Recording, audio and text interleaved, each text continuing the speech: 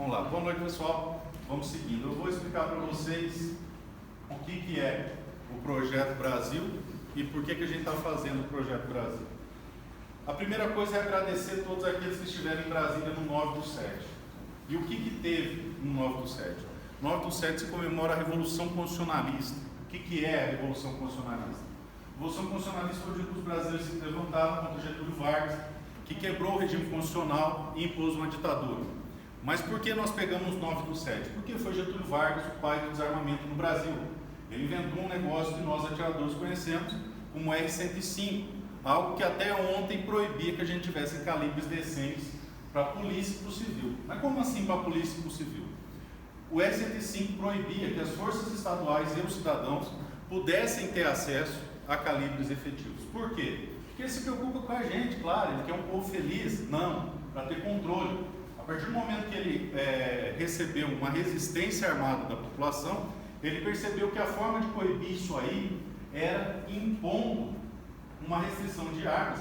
E quem é mais antigo, como da minha idade para trás, vai lembrar que nem a polícia podia ter um armamento eficaz, combater o crime com 38.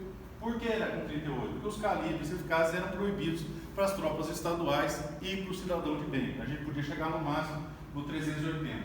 Vocês veem como isso aí, esse jugo desarmamentista pesou sobre a cabeça do brasileiro. Ele existiu até o ano passado, quando os decretos do presidente subiram para 1.620 joules, ou seja, o limite de calibre ainda existe, só que ele está em 1.620 joules. O que é ridículo, porque o fato de ter mais ou menos energia não quer dizer absolutamente nada, porque os criminosos não seguem isso aí, isso só limita o cidadão de bem. O que deixa claro que qualquer legislação de controle de armas não tem absolutamente nada a ver com segurança pública.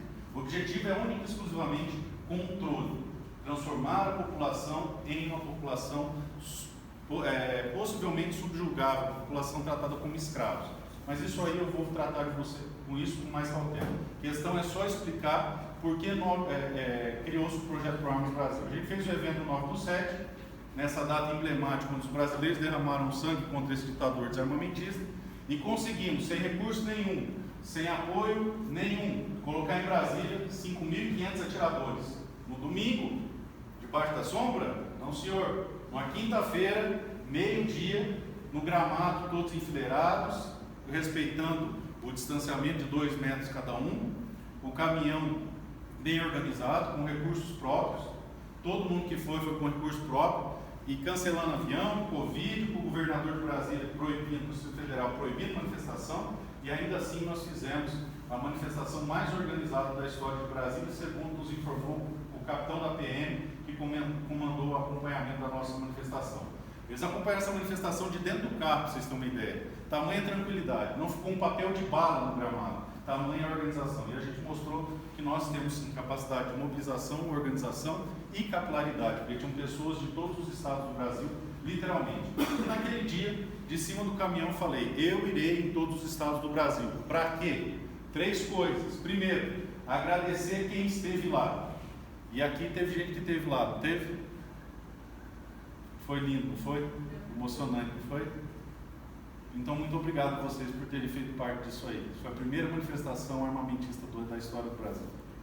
E isso aí vai ser marcado para o resto das nossas vidas, porque todos os anos vai ter 9/7 a mesma manifestação.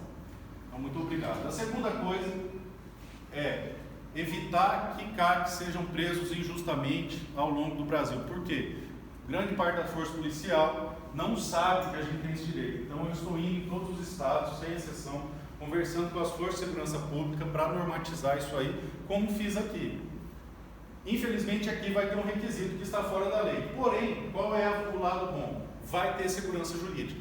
A gente sabe que naquela circunstância não vai acontecer nada. Ah, e se eu não tiver isso aí e for preso? Bom, você vai ser inocentado, só que você vai ter que ser conduzido, vai ter aquela dor de cabeça. Aí, se quiser entrar com pedido de abuso de autoridade ou coisa assim, aí é o sujeito que tem que decidir, porque sabe que isso é custoso, é trabalhoso, mas se você conseguir 100 pessoas que façam isso, dá resultado.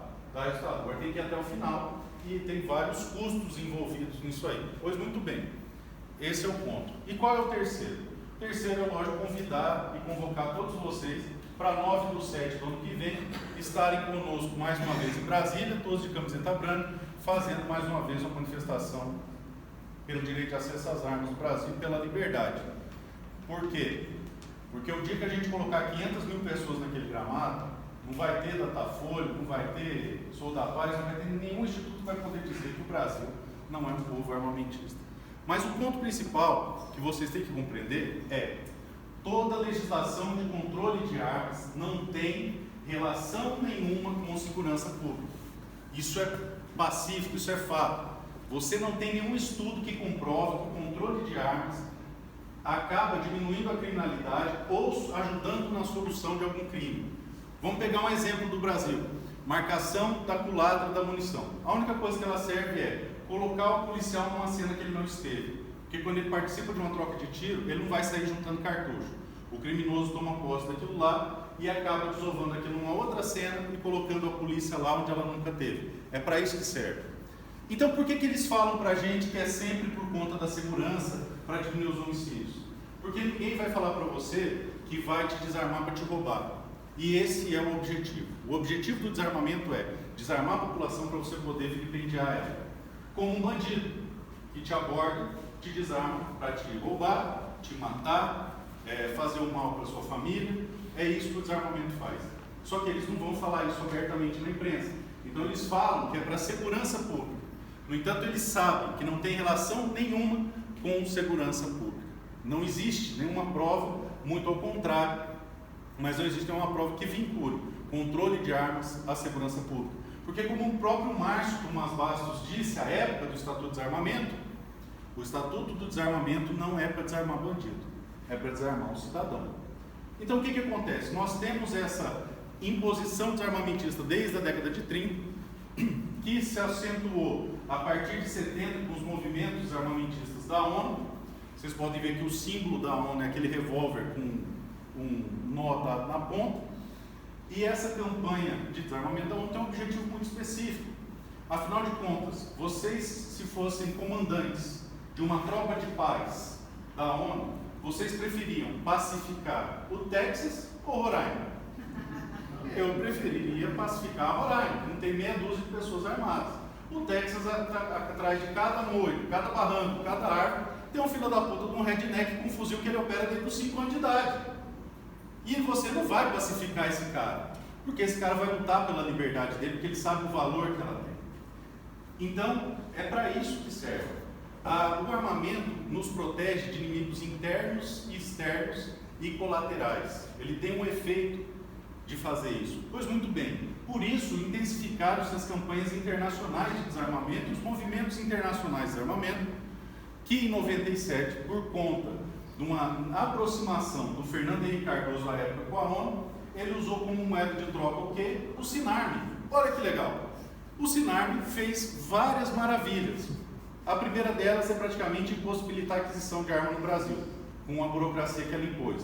Mas teve outra coisa boa que o Sinarme fez também, para o seu bem. Ele disse que você é bandido, porque nós tínhamos aproximadamente 7 milhões de armas ou mais, todas legais no Brasil, e de repente todas essas pessoas com seus registros na Secretaria de Segurança Pública passaram para a ilegalidade. Você tinha obrigatoriedade de inscrever a sua arma no Sinarme.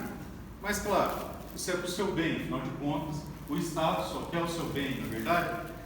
E aí você sai de uma realidade onde, por exemplo, em 93 ou 95, eu fui com meu pai até o Paraguai, ele comprou 2 beretas, atravessou a fronteira, foi até a Polícia Civil, registrou as 2 e saiu de lá com o porte, no mesmo dia, para uma realidade em que praticamente se torna impossível comprar arma no Brasil. E aí é feito cada vez mais o recrudescimento desse caminho para desarmar a população brasileira. Mas calma, em 2003, também em negociação com a ONU, nós fomos vendidos com a compra do Estatuto do Desarmamento, uma legislação votada sob a égide do mensalão, pago com o nosso dinheiro. Então o Lula comprou nossa liberdade pagando com o nosso dinheiro, nos reduzindo à condição de escravos. E por que eu digo a vocês a condição de escravos? Quem estuda história sabe que quem é desarmado ao longo da história são as nações derrotadas e os escravizados. Mas caso você não goste de história e tenha o hábito de ler a Bíblia, vocês vão ver que toda vez que o povo de Deus foi subjugado, a primeira coisa que se fazia era o quê? Desarmar a população, desarmar o povo de Deus. Teve uma época que eles eram proibidos, inclusive, de ter ferramentas, e tinham que buscar as ferramentas que eram guardadas pelos seus inimigos. Tá? É isso que você faz, porque para você poder subjugar uma nação, você precisa primeiro desarmá-la. Mas da onde veio? O que mais implica o desarmamento do Brasil? Foi só uma posição da ONU? Não. Na década de 90 foi criado no Brasil um troço, vamos chamar assim de troço, chamado Foro de São Paulo. Quem aqui já ouviu falar no Foro de São Paulo? Acho que todo mundo aqui, né? E o Foro de São Paulo traçou uma estratégia de dominação de toda a América Latina. Só que para você dominar um povo, o que você precisa fazer primeiro? Desarmar esse povo. Então o Estatuto de Desarmamento ele vem dentro de um plano de poder para que as pessoas não possam se defender dessa tomada de poder. Ah, Paulo, você está ficando doido, isso é conversa de quem usa chapéu de alumínio. Eu estou ficando doido? Pois ficaram doidos também nossos irmãos venezuelanos, que tiveram lá uma campanha de desarmamento coordenada por uma ONG brasileira chamada Viva Rio, que aponta isso como um case de sucesso, essa atrocidade, e hoje eles estão passando fome. E muita gente no Brasil pensa assim, ah, mas eu sou rico, eu nunca vou ser atingido. Ah, é? Eu tive conversando com o Roberto Saldanha em São Paulo, ele falou, tinha um atirador da Venezuela, amigo meu, que era dono de uma empresa de petróleo. Um belo dia ele chegou para trabalhar, a chave não entrava na fechadura. E aí chegou um guardinha lá e falou, sua empresa foi expropriada, porque ela é de interesse nacional. E ele não pôde pegar nem as fotos da família dele que estavam na mesa dele trabalhar. Nada. Nem o casaco estava lá. Ele nunca mais entrou na empresa. E essas pessoas que olhavam e falavam, ah, isso nunca vai acontecer aqui, isso nunca vai acontecer aqui, isso nunca vai acontecer aqui, hoje estão comendo carne de cachorro, revirando lixo e sem poder se defender dessas atrocidades, porque eles foram desarmados. E à medida que o governo os desarmou, armou as milícias e facções que defendem o governo, tendo em 2018 assassinado friamente aquele rapaz lá que era insurgente na Venezuela, esqueci o nome dele, aquele do olho azul claro, não vou lembrar agora, e assim feito com outras pessoas. Teve uma Miss no começo que foi morta na rua, não sei se vocês lembram, é isso, para isso que serve o desarmamento.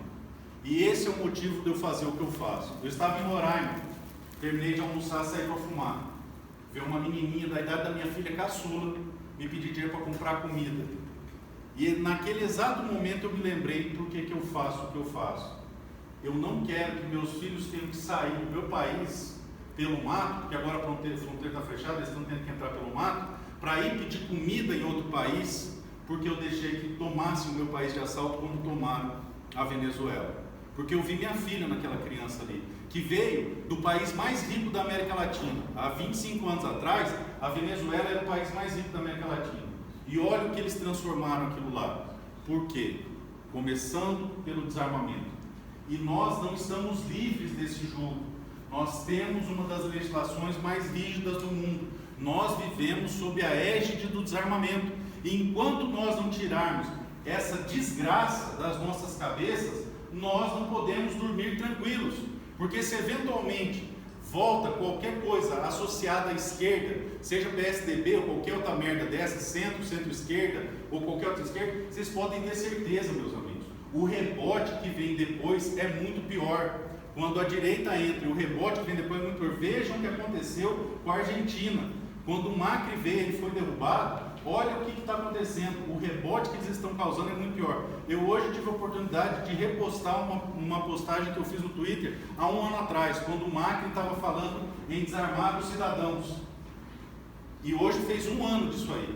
Olha o resultado. Quanto mais desarmada a população, mais sujeita ao vilipêndio ela está. O Estado que desarma o seu povo, ele desarma o seu povo para roubá-lo. E esse é o motivo de eu fazer o que eu faço. Eu não vou permitir que meu país seja assaltado, não vou permitir que meu país seja destruído e não vou permitir, em hipótese nenhuma, que meu filho e minhas filhas tenham que fugir daqui para pedir comida em outro país, porque eu permiti que roubasse e destruísse o meu país. É por isso que eu faço o que eu faço. E é por isso que eu tenho andado de estado em estado, tentando alertar as pessoas o tamanho da gravidade que representa o malfadado, o genocida, Estatuto do Desarmamento, que conforme o próprio Márcio Tomás Bastos disse, não foi feito para desarmar bandido, foi feito para desarmar o cidadão de bem. Mas por que ele não foi feito para desarmar bandido?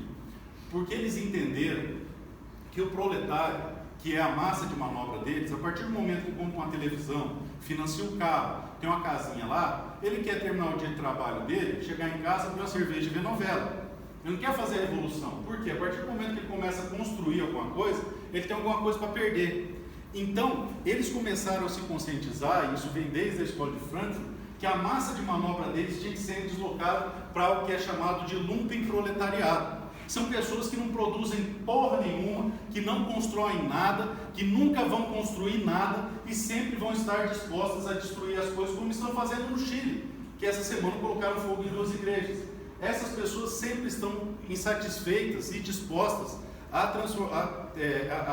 através do espírito revolucionário, colocar uma sociedade em colapso. Então, para proteger isso aí, qual que é a melhor maneira? Você desarma o cidadão, para que o vítima da sociedade, quando te abordar, não tenha resistência nenhuma. E hoje nós temos no Brasil um exército de mais de 60 mil homens nos morros e favelas, treinados. Segundo a polícia agora, eles aprenderam a fazer incursão, fatiamento, todas essas coisas, prontas para fazer um Black Lives Matter aqui no Brasil a qualquer momento, porque esses movimentos sociais são artificiais, são encomendados por interesses escusos, e nós temos o que para nos defender? Lá nos Estados Unidos ainda existem estados armamentistas. Tem os armamentistas que viraram o inferno, mas nos estados armamentistas, o pessoal foi para frente dos estabelecimentos e fez a guarda e lá não aconteceu nada, lá a passeata foi pacífica. Agora aqui nós temos o quê? Nós temos uma bombinha branca para soltar, vai bombinha com a mão, dá flor, dá um livro. É isso que eles vão fazer com a gente. E olha o tamanho do pepino de uma realidade em que milhares de criminosos foram soltos nas ruas por causa de uma porcaria de um vírus chinês. Que os policiais foram proibidos de subir os morros, supostamente por causa do vírus, permitindo que eles se instrumentalizassem ainda mais, que eles se organizassem ainda mais, que eles se fortalecessem ainda mais, e nós vamos nos defender com o quê? Então é para isso que serve o desarmamento. Permitir que você possa ser roubado, subjugado, tratado como escravo e não possa esboçar qualquer reação. É essa a função do desarmamento. Deixar você numa situação em que você não pode se defender de criminosos e também não pode se defender de nenhuma outra ameaça, seja externa ou interna. Olha a gravidade, a desgraça que é o desarmamento numa nação. Mais que isso, em relação à segurança pública, quando as pessoas têm sequer o direito de poder ter armas, vocês que são mais antigos vão lembrar que a gente saía de casa e deixava a luz acesa, para o vagabundo achar que tinha gente lá dentro e falar, não, se eu entrar tem arma lá dentro, tomar um tiro, porque todo mundo tinha arma. Hoje a certeza é tão grande que está todo mundo desarmado que eles preferem invadir uma casa que tem gente, que daí pega o cartão, faz aquele negócio do banco, faz o sequestro relâmpago e a gente não pode se defender. Mais que isso, onde há a possibilidade das pessoas portarem arma, existe o chamado efeito auréola, onde o criminoso não vai abordar uma pessoa no carro da frente, porque existe a possibilidade do carro de trás estar armado e fazer uma intervenção. Só que hoje, com a certeza que está todo mundo indefeso, eles nos abordam à luz do dia. E a política do não reaja só faz com que nós sejamos executados friamente, sem possibilidade qualquer de defesa. Mas isso é ainda pior. Quando você tira de um cidadão, quando você tira de uma cidadã o direito de escolher se ele vai defender aquilo que ele ama, a sua vida, a sua família, o seu patrimônio, você arranca dele o brio, você arranca dele a dignidade, e aí você subjuga ele a uma criatura que não reage, e ela não reage à ameaça dos bandidos, ela não reage ao troco que der errado, ela não reage ao excesso de tributação, ela não reage à conta que veio errada, da conta de luz, de água, que tem um monte de coisa ilegal, ela não reage ao asfalto que está cheio de buraco, ao hospital que não funciona, ao político corrupto, a qualquer coisa, porque você foi condicionado a não reagir. E é essa alma que o desarmamento impõe no coração das pessoas.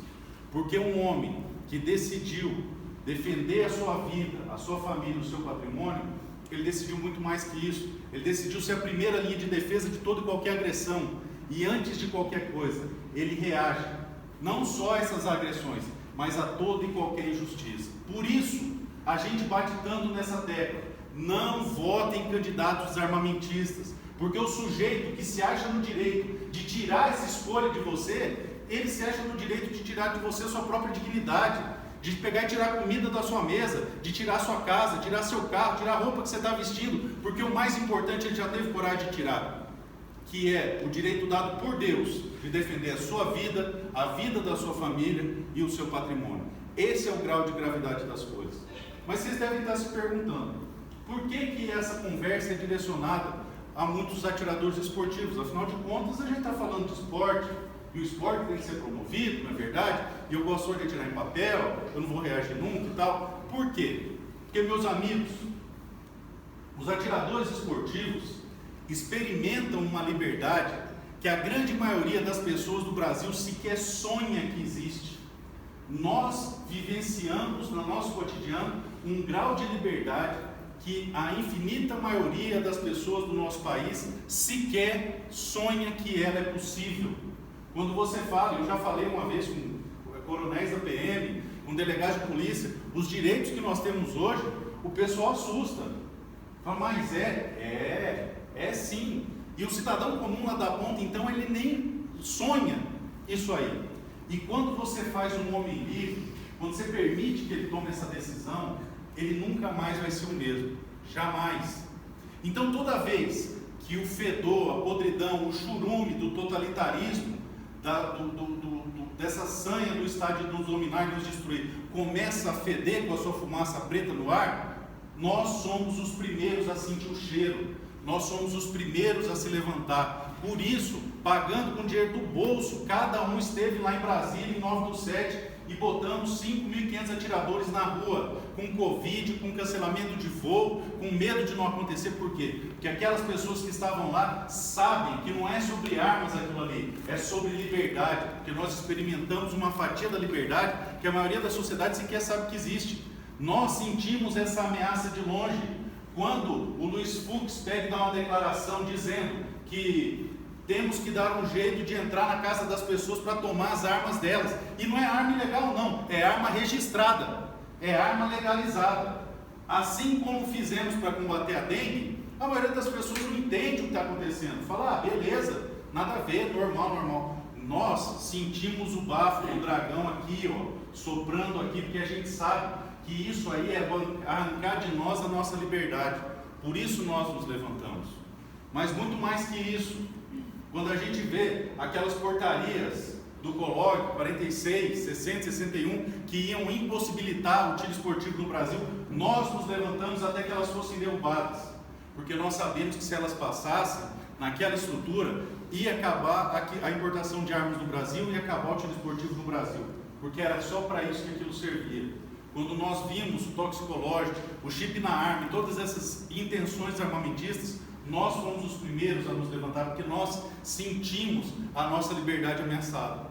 Mas não é só por isso que eu me dirijo a vocês, atiradores, não. Por terem esse grau de liberdade e poderem perceber essa ameaça antes de todo mundo. Eu me dirijo a vocês principalmente porque nós representamos uma categoria de pessoas que só sobrou o cerne. Quando você olha para um atirador mais antigo, você só vê a aroeira. Por quê? Desde 2003, eles têm tentado nos vencer pelo cansaço. Meu CR levou 2 anos para sair. Minha primeira arma, mais que isso. Eu gastei para comprar minha primeira arma com papel, algo que me possibilitaria ter comprado 3 ou 4 iguais a ela. E eu comprei uma arma relativamente cara, peguei uma arma importada. E isso é feito para desestimular e vencer pelo cansaço, e muitos foram vencidos pelo cansaço ao longo desses muitos anos. Só que muitos perseveraram. E esses que perseveraram trazem consigo uma qualidade que poucas pessoas têm, que é resiliência, vontade de continuar, perseverança. Então nós temos hoje uma matéria-prima capaz de reestabelecer a liberdade no Brasil, porque nós somos um grupo organizado, coeso, com capilaridade. Nós estamos em todos os estados do Brasil, nós somos disciplinados. Experimenta começar a abanar o cano da arma no instante para você ver o que acontece. Você toma DQ, já era. Nós somos acostumados a sermos disciplinados, organizados. Nós nos submetemos a um crivo muito alto, uma régua muito alta para poder entrar. Afinal de contas, se você tiver um mísero inquérito besta de uma injúria, qualquer outra bobagem dessa, você não tira o seu CR. Então nós somos pessoas que se preocupam em cumprir a lei em demasiado, acima da média. Isso faz com que nós sejamos pessoas ouvidas em nossos ciclos sociais. Então nós temos um grau de influência muito maior. Então não se trata de quantidade de voto que nós efetivamos, mas a quantidade de voto que nós podemos converter. E essa capilaridade, essa possibilidade de mobilização nos dá uma ferramenta de poder mudar tudo isso aí. Mas então, com tudo isso, com a gente votando no referendo, mostrando que nós somos um povo armamentista, botando um presidente que foi eleito fazendo arminha com a mão, por que raios ainda não andou como deveria andar? Por que o decreto que o Bolsonaro fez, concedendo corte para várias categorias, foi derrubado? Por quê? Porque não adianta a gente ter tudo isso e estarmos todos desorganizados. Eu creio que boa parte de vocês aqui assistiu aquele filme 300, não foi? Por que eles deram tanto trabalho assim? Por que eles mataram tantos soldados? Os soldados do outro lado eram fracos? Eram um bando de bobão? Não eram. Eram fortes. Mas ainda assim eles deram um trabalho desgraçado e mataram milhares. Eles eram só 300. Por que eles mataram então? Porque eles estavam de tanga vermelha? E aí chamou a atenção do outro lado lá? E aí acabou matando os caras? Não. Eles tinham uma coisa diferente. Organização. Estratégia. Eles se colocaram em um B e de forma organizada o escudo de um cobria o outro. E assim foram matando as dezenas, as centenas, aos milhares. E fizeram a diferença. Quando o decreto foi votado no Senado, a gente viu uma mistura e uma loucura, um frenesi de ir para cima dos senadores e gente ligando ameaçando, gente ligando de todo jeito e aquela bagunça toda. Sem organização nenhuma, a ponto de todo senador subir ao púlpito e falar que todo mundo aqui era doido, que esse povo não tinha que ter porte coisa nenhuma. Outros tantos, até amigos meus, colocaram a bota tática, uma calça tática, uma camisa daquela, tipo aquela gandola da PRF, enrolaram um chemag no pescoço e foram para o Senado. Eu tenho uma amiga lá de Brasília, de um grupo de tiro, que ela é bem grandona, assim, bem fortona, e ela foi vestida de Rambo lá, com aquele troço todo, de gandolona e tal. Eu falei, filha, essa não é a nossa realidade. Vocês pegam e vão como se fosse aquelas milícias americanas, aqueles grupos americanos organizados, e nós não somos. Nós temos a nossa cultura armamentista, nós temos a nossa realidade. E é isso que tem que ser mostrado, e a ideia do 9/7 era mostrar isso aí. Nós temos uma imagem para fazer um contraponto. Porque nos chamam de loucos, nos chamam de agressivos, e é justamente o oposto. Qual que é o perfil de clube de tiro? Eu já vi briga em clube de futebol, já vi briga em cancha de bocha, já vi briga em igreja de sinuca. Quem aqui já viu briga em clube de tiro? Não tem, porque é um perfil bem mais tranquilo. Qual é o nosso perfil? Nosso perfil é de advogados, professores, médicos, dentistas, pais, mães, empresários, pessoas de todo tipo da sociedade, com um único diferencial: não cometem crimes, não cometem nenhum tipo de crime, são pessoas ordeiras, pessoas pacíficas, pessoas que produzem. É isso que a gente tem que mostrar. Qual é o ambiente do clube? Um ambiente familiar, onde a gente leva nossas esposas, nossos filhos, onde a mulher atira, os filhos conhecem as normas de segurança de arma. É isso que a gente tem que mostrar. Não é todo mundo vestido de Rambo para o Senado e ficar fazendo lá da bancada lá, porra, que cagada é essa, gente? Isso é falta de organização, isso é falta de foco. Se nós mostrarmos a realidade, e eu falo para vocês, todo gabinete que eu saio de deputado e senador, que eu escuto, de todos os assessores, nossa, como o senhor é calmo, como o senhor é tranquilo, não dá nem para imaginar que o senhor mexe nesse negócio de arma. Aí eu falo, minha filha, todo mundo do meu meio é assim. Todo mundo do setor que eu frequento, dos lugares que eu frequento, é assim. Porque se não for assim, você não consegue tirar a porra do CR. É esse o ponto. Então nós temos a possibilidade de alterar isso aí, desde que a gente se organize. E isso já tem gerado resultado. Quando tentaram impedir, quase que em todo o Brasil, inviabilizar a aquisição de arma por toxicológico do Stevenson, eu pessoalmente fui ao gabinete de todos os senadores que fizeram a minha com a mão, para pedir para fazer um recurso. Por quê? Foi aprovado em regime de tramitação especial e assim ele não vai para o plenário, ele ia direto para a Câmara, aprovado, morrer no Senado. Você sabe quantos se prontificaram a fazer o recurso para a gente? Nenhum. Um deles até, hoje nos trata muito bem, porque quando eu procurei, falou, não, ele está no interior. Eu falei, eu tenho gente lá. Ah, doutor, mas você não sabe que cidade? Eu falei, não interessa, eu tenho gente lá. O assessor falou, ah, ele está lá na ponta da cidade tal. Eu falei, eu tenho gente lá. E aí o pessoal foi, deu o assessor duvidando, falou, então amanhã 7 horas da manhã ele vai receber vocês. Eu falei, beleza. Fiz uma ligação, 7 horas da manhã tem gente lá. E tinha gente lá. Porque hoje, em qualquer lugar do Brasil, nós temos gente lá.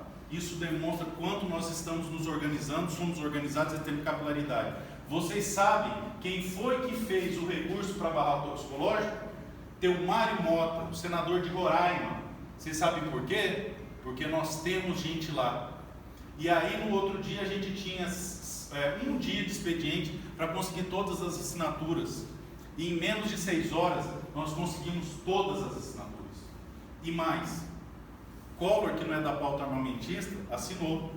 O pessoal da Arminha Camon, quase todos assinaram. Teve um que não assinou, tá? Um senador de São Paulo que se recusou a assinar, falou que não estava, mas a gente sabe que estava, tá? Mas a gente coloca na conta como ele se recusou a assinar, ele não assinou. Mas o Marcos Duval assinou, que é parceiraço nosso, só não fez o recurso porque o cara do PL era o cara do partido dele, então quem está na política sabe que isso acaba gerando um estresse maior, e a gente entende. E assinou um cara do PT. Eu fiz essa cara aí também. Assinou um cara do PT. E sabe o que isso mostra? Que nós temos capacidade de articulação. Que a gente não chega em cima do senador, se você não assinar, desarmamentista, canalha. Não. A gente chega assim, senador, isso aí vai gerar um custo, isso vai gerar um problema, isso, aquilo, isso aí vai afetar a sua base, querendo ou não. E aí o cara assina e fala assim, olha, eu posso até não concordar com você, mas eu concordo que essa matéria merece ser debatida no plenário. E aí o que vocês acham melhor? A gente fazer assim, de mansinho, conversando no avô e ter resultado? Ou ficar igual uns canibal lá gritando de tanga, pelado, doido, e só tomar no cu? Puta que pariu, não precisa ser muito inteligente para entender isso. E é isso que nós estamos fazendo. Depois da manifestação 9/7, muitas portas se abriram, as coisas estão acontecendo. Só que, vejam, desde 1930, nós estamos sob o jugo do desarmamento. Se acentuou em 97, piorou em 2003. E vocês acham que a gente vai resolver isso com um presidente? Um sozinho se fudendo ali? Sendo que aqui o pessoal votou numa cacetada, deputado do PT. A gente precisa construir base, a gente tem que começar de baixo, prestar atenção no vereador, prestar atenção no prefeito, porque são eles que vão construir as bases para os futuros deputados e senadores, para daí a gente mudar de verdade. Depois da manifestação, o André Mendonça fez uma portaria mandando pôr chip na arma da Força Nacional. Em menos de 10 dias nós conseguimos derrubar aquilo lá. Vocês acham que foi gritando, ameaçando, botando roupa tática, catando arma, indo lá correr em volta da casa dele? Não foi, gente. Foi fazendo uma ligação aqui, outra ali, conversa, explica o problema. Eu tive com ele esses dias, quem me acompanha viu. Ele falou, mas doutor, qual que é o problema do chip? Era só para a Força Nacional. Eu falei, ministro, o chip na arma, primeiro que ele é ineficaz. Isso aí não vai reduzir nada em crime, não vai fazer nada, porque se você pegar uma arma dessa por micro-ondas por 30 segundos, você neutraliza esse chip. Segundo, que o senhor está colocando um alvo nas costas de cada policial que usa uma arma dessa, porque esse chip é rastreável, tem como você detectar onde ele está, com alguns aparelhos. Terceiro, ministro, que na primeira noite, o senhor pisa no meu jardim, e eu não falo nada. Na segunda noite, o senhor arranca uma flor, e eu não falo nada. Na terceira noite, o menor de vocês entra na minha casa, rouba-nos a luz, e nós, como não dissemos nada, não temos força para dizer mais nada. Ele, como assim? É o seguinte, o senhor coloca o chip na Força Nacional, a gente não diz nada.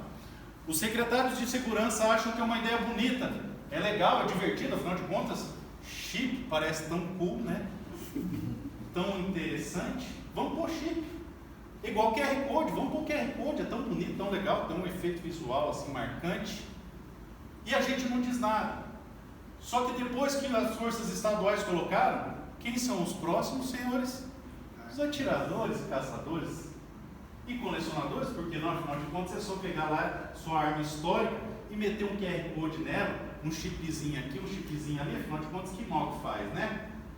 E depois são as armas do Sinarme. E como a gente não diz nada, isso vai aumentar o preço, vai aumentar o custo, vai se tornar cada vez mais inviável, porque é para isso que esse tipo de idiotice serve, só para isso, para dificultar ainda mais o acesso. E expliquei para ele, ele entendeu, de forma respeitosa, de forma amistosa. E sabe quando você explica uma coisa para a pessoa, ela faz aquela cara de entendi. Eu comecei a lecionar no ensino superior com 23 anos, processo civil. E a coisa que o professor mais gosta quando ele fala um negócio, o pessoal fala assim, lá atrás, e nesse dia eu ouvi o ministro entendendo que aquilo ali só traria prejuízo, só traria problema para o cidadão de bem. E é isso que a gente tem que combater. De que forma? Organizada, racional. Além de tudo isso, de todas essas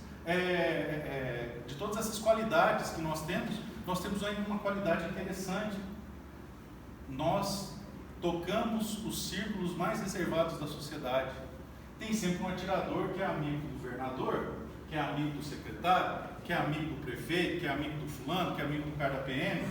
E a gente consegue atingir, que é amigo do deputado, que é amigo do senador, e nós conseguimos atingir alguns núcleos que nenhum movimento social do Brasil consegue.